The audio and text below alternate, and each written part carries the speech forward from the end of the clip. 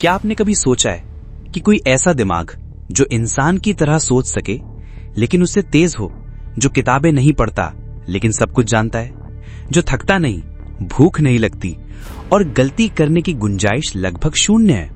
ये है artificial intelligence यानी कृत्रिम बुद्धिमत्ता। इसने ना सिर्फ हमारी दुनिया को बदलना शुरू कर दिया है बल्कि इंसान की परिभाषा को भी चुनौती दे दी है। इस डॉक्यूमेंट्री में हम समझेंगे एआई क्या है, कैसे काम करता है, कहां से शुरू हुआ और कहां तक जा सकता है, और सबसे अहम, इससे हमारी जिंदगी पर क्या असर पड़ेगा।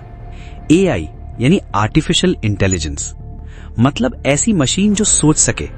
इंटेलिजेंस यानी समझ, सोच, निर्णय लेने की क्षमता, और ये आज कंप्यूटर भी कर रहे हैं। जब आप गूगल पर कुछ टाइप करते हैं तो वो पूरा वाक्य पहले से ही जान लेता है।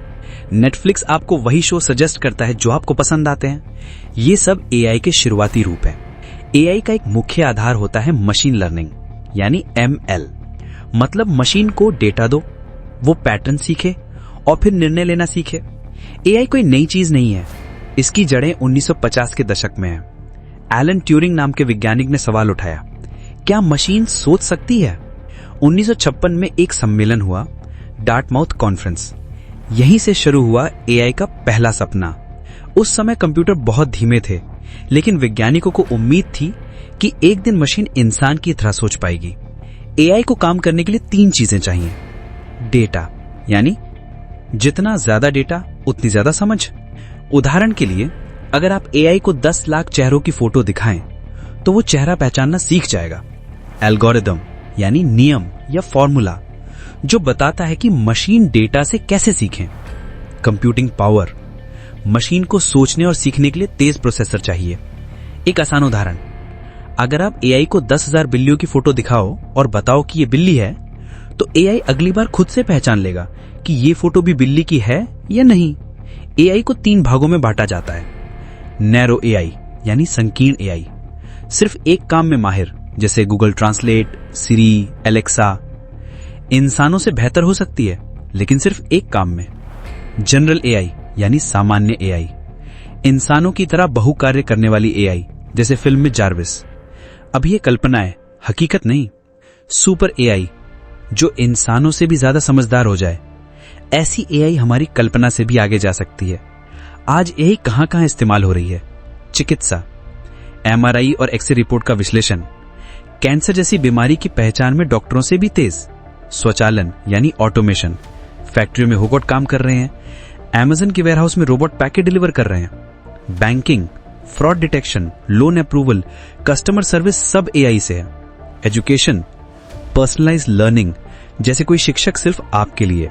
ड्राइविंग, सेल्फ ड्राइविंग कारें, टेस्ला इसका बड़ा उदाहरण है। सच कहें तो एआई हर जगह है और हम रोज इसका इस्तेमाल कर रहे हैं बिना जाने।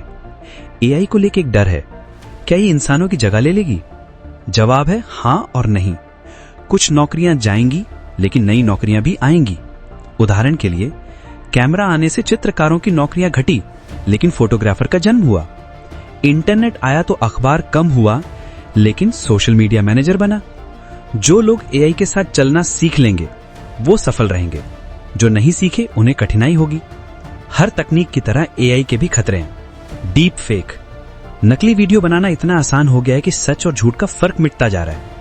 बायस यानी भेदभाव, अगर एआई को गलत डेटा मिलेगा तो वो गलत निर्णय लेगा। प्राइवेसी, आपकी आदतें, पसंद, आपकी पहचान सब डेटा बन चुकी है। ऑटोनोमस वेपन्स, बिना इंसान के निर्णय लेने वाले हथियार, एक बड़ा खतरा। अब सोचिए, जब एआई इंसानों की तरह नहीं, उनसे भी बेहतर सोचने लगेगा, तब क्या होगा? क्या डॉक्टर की जगह एआई डॉक्टर होंगे? क्या स्कूल में इंसानी शिक्षक की जगह एआई शिक्षक होंगे?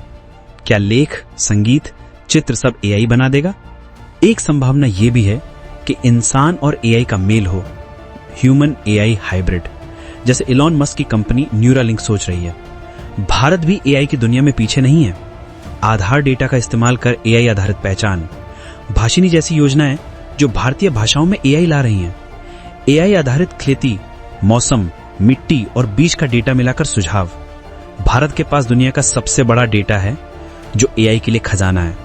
एआई कोई सपना नहीं, यह आज की हकीकत है और आने वाला समय इसे और तेज बना देगा। अब चुनाव हमारा है, हम इससे डरें या इसके साथ चलना सीखें, क्योंकि आने वाला समय एआई और इंसान दोनों का होगा।